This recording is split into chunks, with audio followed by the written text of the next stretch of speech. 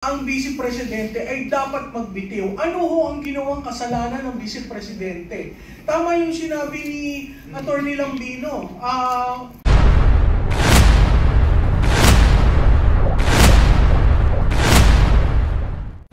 Sa ang BFF ko na ito daw ay tungkol sa 2028. Hindi wala akong katotohanan na 2028. Sino ang tatayo sa entablado ng INC at sasabihin na pinoproteksyonan ang Marcos at sinong subukang maayos ang Marcos? Hindi yung kandidato si Senator hindi yung kandidato si Senator Marcos sa 2028. Okay? Pangalawa, yun yung kagustuhan ng ibang kampo na ang parehong magbitiw.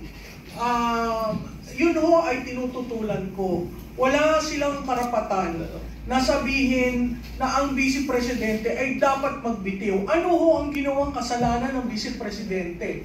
Tama yung sinabi ni Atty. Lambino. 125 million versus 1 trillion. 125 million already accounted for by COA. Wala naman hong violation dun sa joint memorandum on confidential fund. Saan ho ba nanggaling yung confidential fund? Hindi ba ho sa Pangulo? Binigyan siya. Bakit siya binigyan? Dahil sa NTF-ELCAC na na-appoint siya at sinabi niya lately na ginamit niyang pag-check dun sa corruption sa DepEd. Kung saan na-discover kung sino nag-supply ng computer. Okay? Anong ginawa niya nung una siyang dumating doon? Yung computer ho, pinakiusapan niya ang AFP para ma-distribute. Kahit may obsolescence na dahil medyo luma, ginawa pa rin niya para makarating dun sa dapat paratingan. So yung ating saligang batas, katulad ng sinabi ni Atty. Lambino, klarado eh. Wala namang vacancy sa Office of the Vice President. Hindi mo maintindihan yan. Magtatawag kayo na pareho bumaba. Nasa Constitution ho, that Congress shall pass a law on succession. Nobody has tried filing that. I don't understand why. That Constitution has been there since 1987. Okay? So, kung gusto nyo, and I'm addressing this to the pink and the yellow, gusto nyo paltan? Hindi ba Constitution ninyo yan? Constitution ng dilaw yan.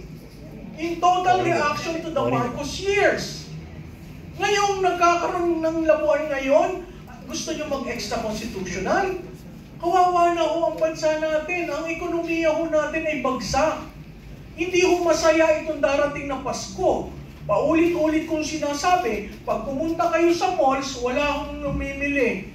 Wala akong Christmas rush. Abay, tayo'y malapit na sa katapusan ng November. Hindi ho ba ang behavior ng consumer sa Pilipinas pagdating ng ganitong mga panahon ay talagang kabi-kabila na ang sale, kabi-kabila na ang tiyanggi.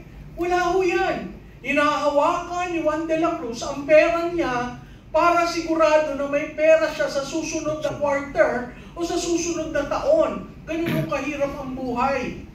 Kaya hindi ko maintindihan itong mga kaibigan natin sa kabilang kampo na sinasabi na dapat silang dalawa. Hindi ko rin maintindihan na kung bakit ang mga kaliwa ay nasa mesa pa na makikipag-bargain. Parang ang panahon na yon ay tapos na. Diba? Respetuhin ho natin yung proseso. At respetuhin natin yung saligang batas na yung mga diluwan ng gumawa. Maganda ba yung saligang batas? Hindi ho. Nakikita natin yung problema. Pero makuha natin pagbabago, napakahirap pong baguhin.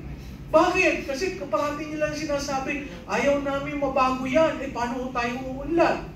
Kung tayo'y nakaangkla dun sa salita at espiritu ng 1987 Constitution. Sinabi ni Atty. Lambino, napakadali sa ibang bansa na mag-dissolve yung parliament. No? May kultura rin sila na may hiya. Ito sinabi, delikadesa, kaya nag-resign. Tapos turns out, hindi pa na nag-resign. Di ba? Hindi ko naintindihan eh. Bakit parati yung binubolang Pilipino? Bakit tuwing kayo mag-a-address sa Pilipino, populahin nyo? Hindi ba utang ninyo sa Pilipino kaya kayo nandyan sa posisyon nyo? Not unless, katulad na nakita natin, pag nagamit na, bahala na kayo, isa sa tabi. And this administration has been doing that. Nakatulong ka ng eleksyon, bibigyan ka ng LOA. Diba? So, ano yun? Yun ang hindi ko maintindihan at patuloy na nagde-deflect. Para merong pader na inaalagaan ang Pangulo, kailangan na panahon na mag-national address siya. Kasi ito'y crisis. Kung sa tingin nyo ito'y dadaan, hindi ho. Yung handling ng crisis na ikaw ay cocaine user at ikaw ay addict, no? Kung gustuhin pa natin nahalan tayo ng isang Pangulo na addict. Kaya ho, babalikan ko yung sinabi ni Dr. Mata, paiba-iba ang desisyon. EDCA, supposedly for disaster, may sumulong po ba? China, na kaibigan natin, umayaw sa China. Kasama mo, linigawan ninyo para sa unity, in-impeach. Diba? So yung decision niya, paiba-iba. Yun ay signos na, kaya nga sabi ko, gumawa kayo ng listahan. Kung kailan pa bago-bago. At makikita nyo yung epektong sinasabi ni Dr. Mata. Yung decision making is impaired. Imaginin mo yan kung may nuclear device, no? Sa Amerika, ang presidente may dala-dala. Biglang sabihin, sige, pindutin mo. Ay, di nagkaroon ng gera. Yun yung danger doon eh. Si brown leather bag, yung sa pag ng Amerika. Oo, yung brown leather, iba yata ang laman, no? So ako'y nakikiusap. Diba? Panahon na magsalita kayo. At kung ayaw nyo magsalita, dahil nahihirapan kayo magsalita, sir, di ba, sigus rin nyo yung pagsasalita, no? Nahihirapan magsalita, ay magpa-hair follicle test. Yun ang pinakamadali. It ends. Ngayon, kung maging positive yun, you will have to make the ultimate sacrifice for this country to step down. Hindi ko ako nananawagan ng resignation, hindi ko never kong sinabi mag-step down. Pero, kaya hindi ako umakyat ng entablado nung nag-rally. Sabi ko, kayo na lang yan. Kasi hindi pa ako sigurado, kasi may mandato. Pero nung narinig ko si Senador, at alam kong agonizing yung decision na yan. Kasi nung 2025 na election, pinag-usapan na namin yan eh. Paano ko ba sasabihin? Abay, Kakoy, ikaw yan. Diba? Napakahirap mong isipin at sumunod sa isang leader na may problema na ayaw niyang i-admit na may problema siya. At to those who allow him, extra leeway, hindi ho nyo mahal ang Pilipinas. Ang mahal nyo lang, yung notion na maging presidente uli ang isang Marcos. Yun ang nakakalungkot eh. Kasi karamihan sa amin dito, akala natin redemption. At talagang magsisilbi sa Pilipinas. Day one pa lang mo, hindi na eh. Diba? So yun yung nakakalungkot. Kasi may mandato siya. Pero yung mandatong yun, tao rin ang mag-aalis. Tao rin ang mag-aalis. Kasi karapatan ho yun ng taong bayan. No? Kaya kay Secretary John Vic Remulla, ikaw na may kaibigan ko, hindi naman ito inciting to sedition. Dahil hindi naman ako nagsabi na ibagsak, no? Pero there comes a time, yung mga politiko, there comes a time when you really have to think about country. And when you really have to step up on the plate and say, pasensya na kayo, nagamit ko ang pondo na hindi tama. Oy, wala naman tayo naririnig na politiko na gaganyan. Wala nang boses si Congressman taga-Caloocan. Erice. Di ba yung passion talagang...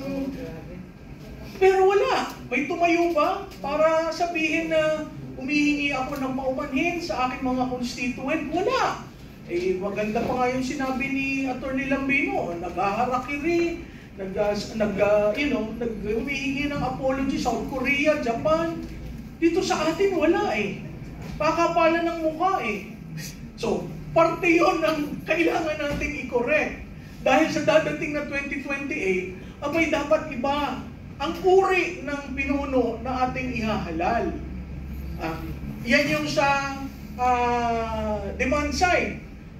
Problema mo sa supply side, ang COMELEC at ang ating sistema. Marami hong aayusin. Kaya ang taong bayan, parati na lang ay drama lang na wala naman nangyayari. Makakalimutan rin yan. Ako humihingi ng tulong sa inyo, lalo na yung sa vloggers at sa media. Magtanong kayo, hindi yung porke tiniflect kayo ni BFF ko, eh hindi nyo natatanungin. Pero saan ka naman nakakita? Tinanong dun sa yung incapacity probation, biglang ang sinagot, ay dapat yung dating administrasyon questionin sa corruption. Diba? Paano ka nakatulong dun sa usapan publicly? Sa saligang batas natin, there are 4 grounds. If there is a vacancy, at saka napakahirap ng incapacity. Kasi dadaan sa Kongreso.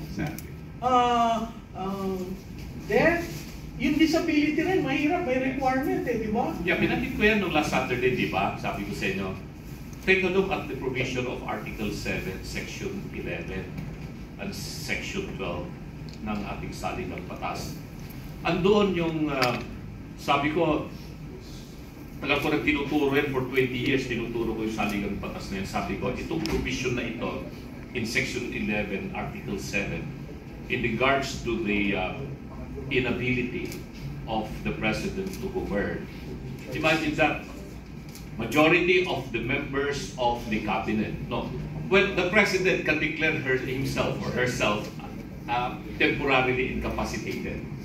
Pwede niyang gawin yun, susulat siya sa Senate President at saka sa Speaker of the House, declaring himself as incapacitated. Immediately, the Vice President will act as President until the President will make bawi. Susulat uli siya na capacitated na ako. Pero sabi ko, paano naging incapacitated yung Presidente? Kung susulat siya sa Senate President at saka sa Speaker declaring himself to be incapacitated. No? One. The second is majority members of the cabinet can declare the President to be incapacitated, and immediately the Vice President will act as President. But the President can contest that.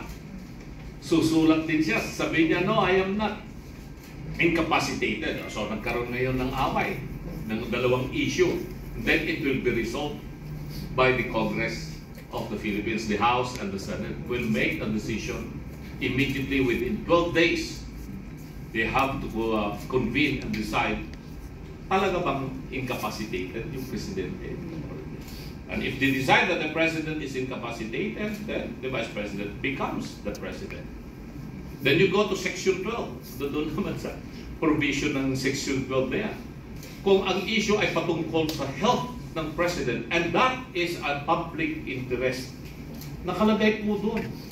When the health of the President is already something that is questionable, and I think itong revelation ni Senator Amy Marcos na ito, this involves a health issue of national significance that Congress must take a look at.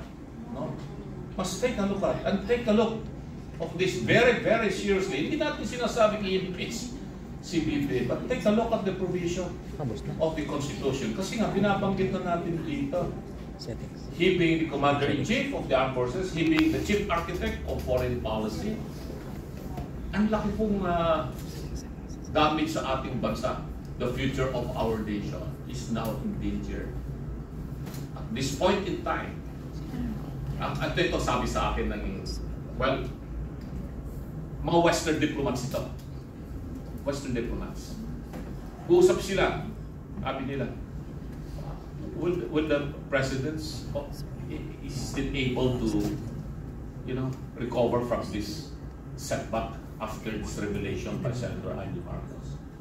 Tanong nila yan. Alam mo, sumagot yung isa na Western diplomats. I don't think so. He cannot even complete a sentence. Shocking, di ba? Ganun na yung tingin sa atin. Kasi nga naman, napapansin natin pag nagsasalita siya sa media, di ba? Hindi mo mawari. Hindi mo malaman kung ano yung sagot niya sa mga larong na sinasabi, di ba? So yun lang po. Ayan, before tayo sa next question, magpapasko na, sabi ni Ma'am Malu. At alam nyo ba na bago magtapos ang Pasko ay magpapasa sila ng 2026 budget? Papayag ba tayo?